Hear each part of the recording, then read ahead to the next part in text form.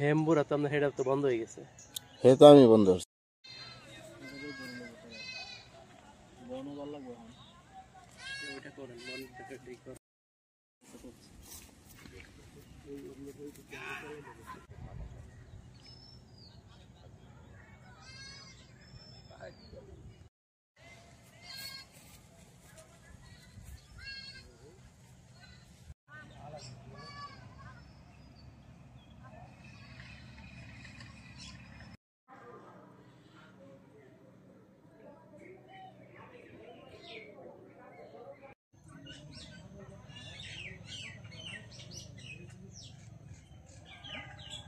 আমার বাড়ি যে সময় যে আগুনের দুর্ঘটনা ঘটাইছে এই সময় আমি দোকানদারি করি, দোকান বন্ধ করে বাড়িতে যাই খাওয়া দাওয়া করে শুয়ে ঘুমাইছি। ওই মুহূর্তে শব্দাশব্দি আয়া দেখি মনে করেন বাড়ি ঘরে আগুন দেওয়া। পরে এগুলা পাড়া প্রতিবেশী ডাকাটাই করে আই না পরে নিবাইছি।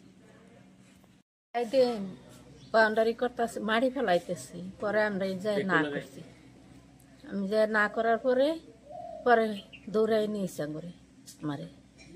তুই কেরা না করার কেরা না করিস নিয়ে দৌড়িয়ে নিয়ে বাড়িতে আগুন দিচ্ছে। হুমকি দুমকি অনেক দেখাইতেছে।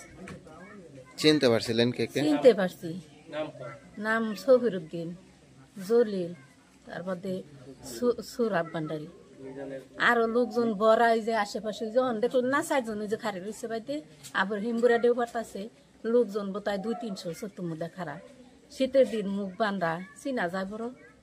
দীর্ঘদিন ধরে বেস্টিয়া গ্রুপের চেয়ারম্যান মিজান সাহেব আমার সাথে জমিনে হেরা ঝামেলা করতে আছে। কালকে হঠাৎ করে আমার বিশেষ কাজে ঢাকায় চলে যায়। চলে যাওয়ার পরে তারা হঠাৎ করে সফিরউদ্দিন, সুরাব ভান্ডারী, আব্দুল জলিল এরা মিলে আমার ক্ষেত্রের মধ্যে কাজ ধরে।